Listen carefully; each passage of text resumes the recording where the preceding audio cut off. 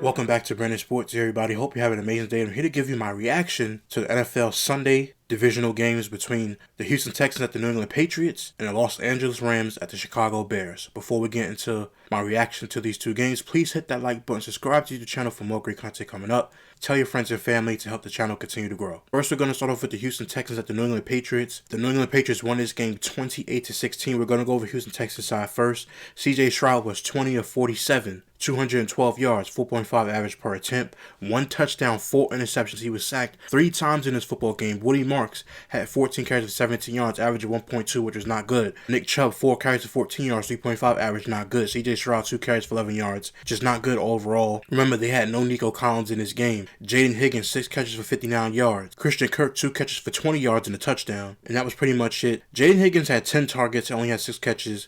Xavier Hutchinson had 13 targets, and he had 4 catches in this football game.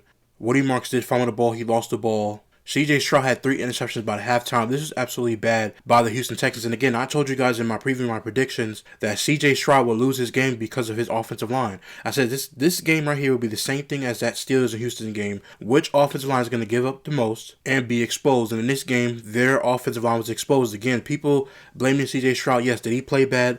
Absolutely. He was awful in his game. However, you look at his stats, 212 yards, 42.6% completion percentage. Sacked 3 times.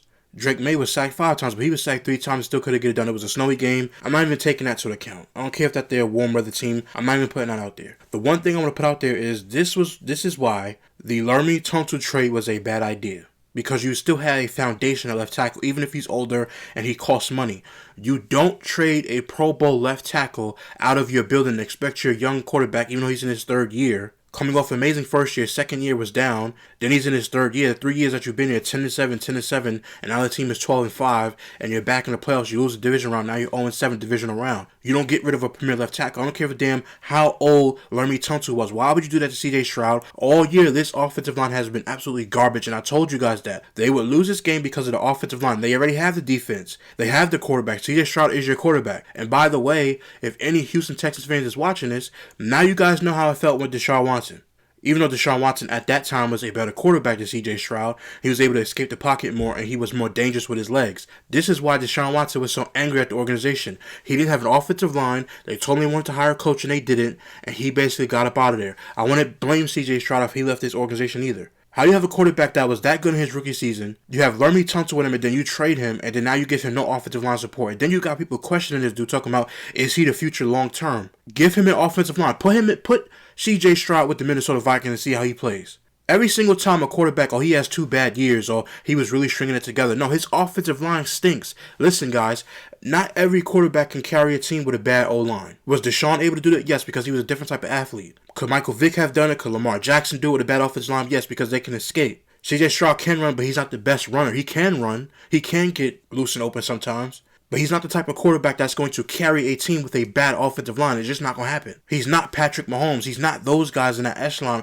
who could have a bad offensive line like a Joe Burrow, who has a bad offensive line and take them to the Super Bowl and be sacked the most times in the playoffs. Now we send up here questions to, is CJ Stroud still the answer in Houston? Okay, you know what, Houston? Do me a favor. Trade him too.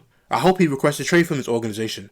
You have a great defense. You guys knew that Joe Mixon wasn't coming back earlier in the season. You know Joe Mixon wasn't coming back to this team. And instead, you rolled out with a Nick Chubb that cannot run the ball. Woody Marks was decent all year. And you had a bad offensive line. And you got people saying, he's not the answer. And people are killing this kid because he didn't play well. Yes, he didn't play well. Was this game his fault? Yeah, he threw 3 interceptions in the first half and threw 4 in total and had 1 touchdown. He went up against a New England team that was going to beat him. This game was an easy game to pick. The Patriots were going to win this game no matter what. They have the better offense, even though Will Campbell just be getting beat all the time, and Drake May was sacked 5 times in his game. I'm not putting it on CJ Stroud. You got to blame the offensive line too. He's not a quarterback that can carry an offensive line. He's just not that guy yet. Maybe later on. He ain't Josh Allen yet. He's not Patrick Mahomes. He's not Lamar Jackson. He's not Josh Allen. He ain't Joe Burrow. Matthew Stafford, Drake May, he's not them. Even though Drake May look like he's leaping ahead of him, and this is only his 2nd year. But we sit up here blaming CJ Stroud. Yes, he was awful. No excuses for being bad. But this offensive line and what this organization has done to this guy, putting him behind a bad O-line like this, they got their ass kicked today. And he was the quarterback on the field that got sacked the less. This was ridiculous, and I'm not just going to blame C.J. Stroud. Was he bad? Yes, awful in his game, period. Scored 3 points in the first quarter, 7 points in the second quarter, and 6 points in the third quarter. And that was it. No scoring in the fourth quarter. They only scored 16 points. What were you going to do against this New England defense anyway? I told you guys Mike Vrabel had these guys ready to play, and it's all about Drake May, continuing his MVP campaign, which I've been telling you guys he's the MVP. Especially after that, even though the playoffs don't count, after what Matthew Stafford just did, I'd rather just give Drake May the MVP. Even though he hasn't been look all great in these playoffs, he still makes the certain throws. We can't keep sitting up here blaming C.J. Stroud for everything. Does he get his 50%? Yes. Does the organization get blamed too? Yes. Does the offensive line get their blame too? Yes. They all get it in pieces. If you want to say C.J. Stroud's 50% of the blame, he's 50%. The organization is 30%. Or if you want to say C.J. Stroud is 50% of the blame, the offensive line, the organization, and the coaching staff get all the rest of the 25%. Actually, as a matter of fact, I can't even blame the coaching staff. They did their job with the defense.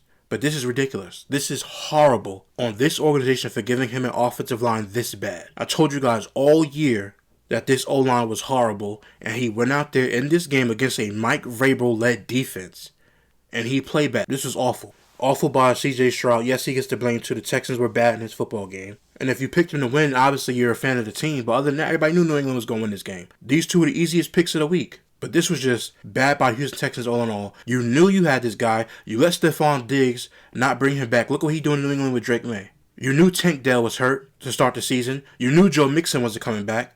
And you gave this guy a crappy O-line. I'm not blaming C.J. Stroud for the entire thing. You want to give him 50% of the blame? Go ahead. You want to give the organization the other 25%? Go ahead. The offensive line 25%? Go ahead. All spread around across the board. This was ridiculous by this team to let him go out there continuously with this bad O-line.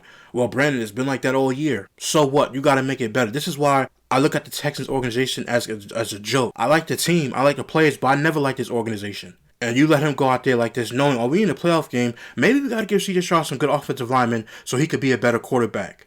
And then keep growing and develop. But you traded your best left tackle and your offensive line is absolutely garbage. Does he get his blame? Again, I repeat myself. Yes, he gets his blame. But so does the organization for putting him out there like this. And so does this bum-ass offensive line. Every single one of these players should be gone by next year. Moving on to the Patriots, Drake May was 16 of 27, 179 yards, 6.6 average per attempt, 3 touchdowns and an interception. He was sacked 5 times in this game, like I said before. Ramondre Stevenson, 16 carries for 70 yards. He was very good in this game, running against this Houston Texans defense that got 5 sacks. And because your offensive line was so awful that you couldn't hold and block for the quarterback, and now we sit up here blaming the quarterback. What happened in his first year when the offensive line was actually decent? Trayvon Henderson, 12 carries for 25 yards, 2.1 average, was okay. Drake May, 4 carries for 10 yards. Keyshawn Boutte, 3 catches, 75 yards, had a nice catch, a nice touchdown as well. Stephon Diggs had an amazing catch in the end zone for the touchdown, 4 catches for 40 yards and a touchdown on 6 targets. Demario Douglas, 2 catches for 36 yards and a touchdown.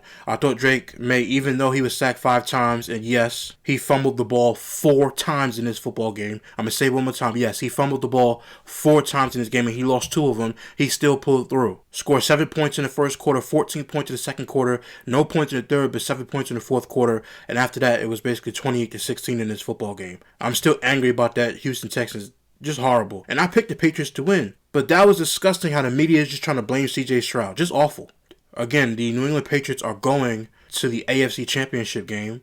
Spoiler alert, they should win next week because they're starting Jarrett Stidham as the backup quarterback in Denver because Bo Nix is out. It's going to be a tough game because both of these defenses is good. Again, this is going to come down to which offensive line is going to block well and which team is going to run the ball well. But yes, Drake May, even though he had 4 fumbles and he lost 2 of them and he had an interception at the end of the game, it was at the end, he had an interception and out of that first half. Even though both of these quarterbacks didn't play great, they both all had turnovers. It was so many turnovers game. I thought this game to me labeled the fumble game. This was the fumble game. Just fumbling and fumbling and fumbling. The fumble/interception game. It was interceptions on Houston's part and it was fumbling on New England's part. Again, the New England Patriots win this game 28-16 against the Houston Texans. They're going to the AFC Championship game. They should win that game. Spoiler alert, they should win that game. Again, Drake May made the necessary plays. Even though he was fumbling the football, he made the necessary plays to get the job done and for them to win this game against a tough defense. That Houston D-line is tough. Danielle Hunter and Will Anderson Jr. was basically stripping Drake May the entire game. Will Anderson Jr. was on fire. Again, he was sacked 5 times and he still came out with the victory in this game because you know why? His offensive line, even though they were getting beat up too, they still did enough. Unlike the Houston Texans offensive line. Again, give New England their credit. Even though they had to go up against a tough defense, they still pulled out with the victory. Again, if you're C.J. Stroud, don't hang your head down. Even though If it was anybody else, any other quarterback, I would have basically came up here and ripped them to shreds like I'm getting ready to do with Matthew Stafford. But I'm not going to continuously keep blaming CJ Stroud and let him get the brunt of it. Yes, does he deserve a lot of the blame? Yes, he does. But to put all the blame on him in the turnovers, put Davis Mills in, as if he was going to play better in that environment. Are you nuts? Are you kidding me? The Patriots win this game 28-16 against the Houston Texans. Congratulations to the Patriots. You're going to the AFC Championship game. Next up, we had the Los Angeles Rams at the Chicago Bears. I'm mad about that last game, and I'm even more upset about this game when it comes to Matthew Stafford. But we're going to start off with the Chicago Bears. The Rams won this game 20-17, went into overtime, and scored a field goal. The first quarter, Rams scored 7 points. The second quarter, they scored 3 points. And in the fourth quarter, they scored 7 points. In the first quarter, Chicago scored 0 points. Then after that, they scored 2 points in the second quarter and the third quarter, and both of these teams didn't score. In the fourth quarter, the Bears scored 7 points, and after that, they didn't score anymore, and they basically got shut out. Caleb Williams was 23 of 42, 257 yards, 2 touchdowns, 3 interceptions. Now, Caleb Williams in this game, even though I was disappointed in the interceptions that he threw in the beginning of the game, and I was like, man, here we go again. You're not going to play well in the first half, and then you're going to get to the second half and start playing well. And that's exactly what happened. He completed 54.8% of his passes, which is not good from the completion percentage side, but he had one of the most amazing touchdowns I've ever seen in my life. Running backwards, he throws the ball all the way up to the end zone, and your tight end catches that. That was one of the greatest touchdowns I've ever seen like that. Nobody else is making that throw, maybe except for Patrick Mahomes, and that's it. Nobody else is making that throw in the league. There's 3 people that can make... No. Patrick Mahomes and Caleb Williams are the only people that can make that throw. Stop trying to put Josh Allen in every single conversation. Stop trying to put him in every single conversation. Patrick Mahomes and Caleb Williams can make throws like that. That's it. DeAndre Swift had 19 carries and 76 yards. Caleb Williams 5 carries for 40 yards. Had some nice first down runs from Caleb. Colson Loveland 4 catches for 56 yards on 10 targets, which is a lot of targets, but for him, DJ Moore 8 targets for 5 receptions for 52 yards and a touchdown, and Cole Kmet 3 catches, 31 yards and a touchdown. That was the touchdown that I was talking about when Caleb Williams threw it to the back of the end zone. It was an amazing touchdown. The problem I have is in the overtime, when Caleb Williams is marching up the field, and DJ Moore, you gave up on your route. And you gave up on your route, and he's looking for you, and you just stop running. And even when he throws the ball, you still stop running instead of playing defense to go hawk the other guy down because you see him there. Go try to make a play. Go try to punch the ball out, or knock him over. You just stood there and just let the other guy run past you and pick the ball off in overtime. What are we doing? Caleb Williams, yes, was he great in the first half? No, he was not good at all. That second half, he came alive again like he's been doing these past couple of weeks. Does he deserve to be criticized in this game for throwing 3 interceptions? Yes. The same way CJ Stroud threw 4 interceptions? Yes. But at the end, he made up for it, and he went into overtime and came down. That was one of the greatest touchdowns, again, that I've ever seen. It was simply amazing. Now, Ben Johnson, your play calling at the goal line. You run the ball 3 straight times. Listen, I get it. DeAndre Swift had 19 carries, 76 yards, 4-point average yards per carry. But at the same time, it's the second half. They started adjusting. And yes, did he have nice runs in the second half? Yes.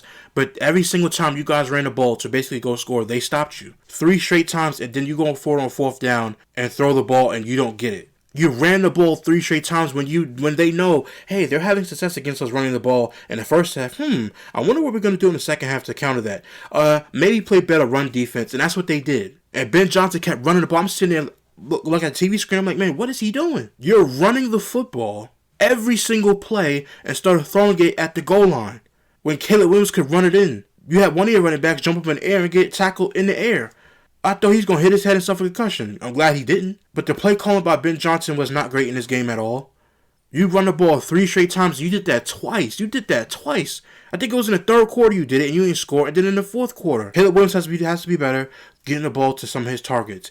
Absolutely agree about that. His off-balance throws are good, but sometimes, again, he throws the ball too hard where the receivers can't catch it. Again, the first half wasn't great. The second half was way better, and he played.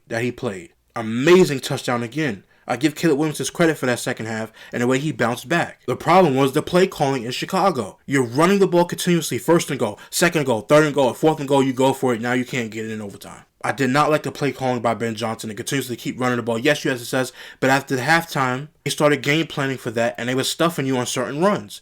And this Chicago Bears defense, which is crazy about this entire thing, was they showed up. Caleb Williams wasn't sacked at all, which I was surprised by that. Jared Verse didn't have no sacks. Matthew Stafford was sacked 4 times in this game by the Chicago Bears defense. They showed up today. They only let up 20 points. Usually it'd be, 30 to 37 or whatever it is. They showed up. The defensive play calling actually showed up and was working. They was getting after Matthew Stafford. He was rattled this whole game. And yes, did I pick the Rams to win this game? Absolutely. When this game was getting ready to end and they went to overtime, I said to myself, if Chicago wins this game because of how inept Matthew Stafford was, I wouldn't have a problem with it. I don't care if my game pick was wrong on this one. Because the Rams did not deserve to win this football game. We're going to get to Matthew Stafford. Because that was an awful performance. And if anybody tell you that Matthew Stafford played well, they're lying to you. They are lying. Again, Ben Johnson with your play calling was terrible in that second half. Caleb Williams did his heroics, had a touchdown going into the fourth quarter. You go for it on fourth down. He tried to squeeze in the middle to the end zone. Fourth and goal, did not get it. After that, they came back up the field. Continuously just keep running the ball, man. Throw the ball when you're on first and goal. Try to get one. And you wait till fourth and goal to throw the ball. Makes no sense at all. Again, the Bears defense showed up. The second half, the Bears offense showed up and Caleb Williams showed up. 23 of 42, 257 yards and 2 touchdowns and 3 interceptions. Were they really bad interceptions? Yes. Was that last interception really his fault? No, that was on DJ Moore. I apologize, DJ Moore. DJ Moore's supposed to continuously run that route, and if he comes up short of that route, continuously run because you know the ball's going to get picked off. And you gave up in the snow? When you catch that ball, it's field goal time and it's over. That's on him. That's not on Caleb Williams. That last interception, yes. There's a count as an interception, yes. But DJ Moore, that's on him. But Chicago loses the game anyway. We're going to go to Matthew Stafford. Matthew Stafford was 20 of 42, 258 yards, 6.1 average per attempt. He was horrible the whole game to me. The whole entire game. Anybody tells you any different, they lying to you because they like Matthew Stafford and they want him to win the MVP so bad. They didn't deserve to win this game at all. The Rams did not deserve to win at all. Anybody tells you they did, they are a Rams fan or they want Matthew Stafford. They're kissing his behind because they want him to win MVP. I come on here to be unbiased and give you guys my honest opinions. I ain't got no dog in this fight. I know I picked the Rams, but I ain't got no dog in this fight. Kyron Williams carried this team today. He was 21 carries for 87 yards and 2 touchdowns. His longest run was for 10 yards. Can y'all believe that? Colby Parkinson, 7 targets, 3 catches, 56 yards. Puka Nacua, 10 targets. He had 5 catches for 56 yards. Devontae Adams had 2 catches in this game for 24 yards and had 6 targets. He made a nice first down catch to basically seal the game so when it got up the field for them to kick that field goal. Matthew Stafford had no touchdowns. He didn't throw any interceptions, but he was sacked 4 times. Oh, yeah, he fumbled the ball twice. He did not play well in this game. Caleb Williams deserved this win more, and they deserve to go to the NFC Championship more than the Los Angeles Rams. Oh, well, the second half he came out and he played way better. What about the first half? You let a Chicago Bears defense punk you around, Matthew Stafford. And then I've been telling you guys for weeks, the Chicago's defense, they're number 1 in takeaways, but other than that, they're not good with their run defense and they're not good with the pass defense. Look at the numbers. Matthew Stafford was also, he was so bad at the end of this game when it was overtime. I said, please let Chicago win. Let Chicago just go ahead and win. They deserve it. Chicago win, just go ahead. And then DJ Moore doesn't finish his route and the ball gets picked off. The Rams won this game 20-17 against Chicago in an overtime thriller because Caleb Williams had a nice touchdown at the end of it. See, next week I would rather see the Chicago Bears versus Seattle Seahawks in the NFC Championship game. That's what the NFL fans deserve to see. I'm not talking to Rams fans. I'm talking about NFL fans and the Bears fans deserve to see that matchup than to see Matthew Stafford go back to the NFC Championship game because he was awful in this game. Your MVP has been awful this entire playoff run. Yes, has Drake May been terrible too? Yes, because he was fumbling the ball and stuff like that, but he's playing tougher opponents and tougher defenses. That's no excuse, but still. You faced Carolina and then you faced Chicago. You barely escaped Carolina and you barely escaped Chicago.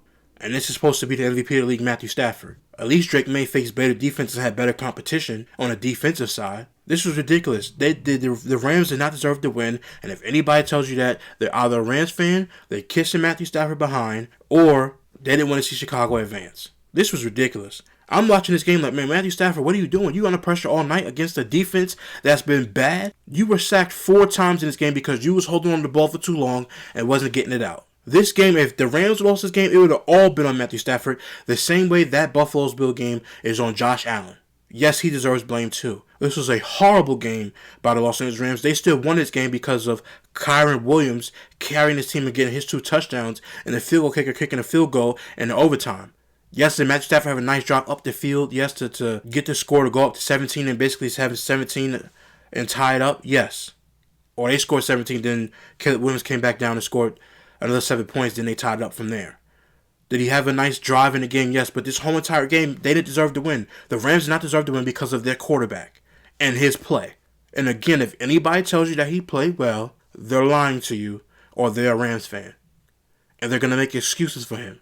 There was no excuse for him to play like this. None at all. You can get mad, oh, you know what you're talking about. Whatever. Caleb Williams and the Bears deserve to win this game more. The Rams did not. Again, I'm disgusted by both of these games. In a way, CJ Stroud has been covered. In a way that Matthew Stafford, he probably not going to get criticized because y'all don't like criticizing Josh Allen and Matthew Stafford and other quarterbacks that don't play well up to y'all billing. Y'all don't want to criticize them. I'm not going to sugarcoat nothing. Josh Allen was horrible. Yes, CJ Stroud was bad. But I told you guys in my predictions, if any quarterback had any excuses for this entire playoff run, it was Justin Herbert with the Chargers because of his offensive line and how bad they were. Brock Purdy because he didn't have no help. Again, I said that in my reaction yesterday.